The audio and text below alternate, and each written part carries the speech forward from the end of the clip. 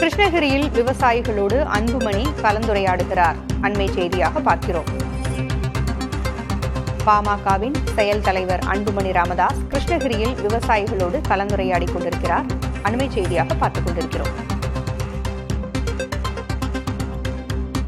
கிருஷ்ணகிரி மாவட்டத்தில் விவசாயிகளோடு அன்புமணி கலந்துரையாடிக் கொண்டிருக்கிறார். அந்த காட்சிகளை தற்பொழுது பார்க்கலாம். கோதை கேசவன் அவர்கள், இளங்கோ அவர்கள், சுபகுமார் அவர்கள், மாதேஷ் அவர்கள், மின்னல் சிவா, மஞ்சுநாத் அவர்கள், இங்கே எனக்கு முன்பு பேசிய ரமேஷ் அவர்கள் உள்ளிட்ட இங்கே என்னுடன் வரையிருக்கின்ற அனைத்து நிலை நிர்வாகிகளுக்கும்,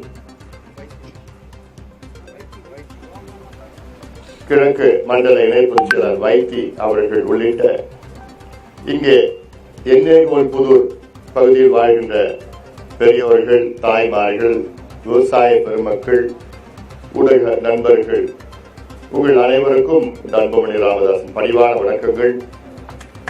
எனக்கு நீண்ட நாட்களாக எண்ணேகோல் புதூர் பகுதிக்கு வர வேண்டும் என்ற ஒரு ஆசை.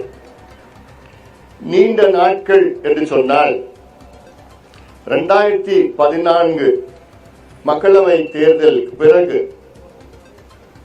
நான் அந்த ஆண்டு தர்மபுரி மாவட்டத்தில் உள்ள நாடாளுமன்ற உறுப்பினராக தேர்வு செய்யப்பட்டேன். அதன் பிறகு அடுத்த மாதம் பாலக்கோடு பகுதியில் தும்பலஹள்ளி அணைக்கு சென்று அதை பார்வையிட்டேன்.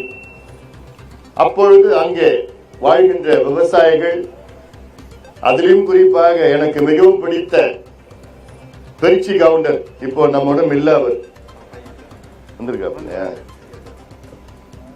அவர் என்கிட்ட அன்னைக்கு வந்து, ஐயா, இந்த தர்மபுரி பாலக்கோடு ஒன்றியத்தில் தும்பலஹள்ளி அணை கட்டி 27 வருஷம் ஆகுது.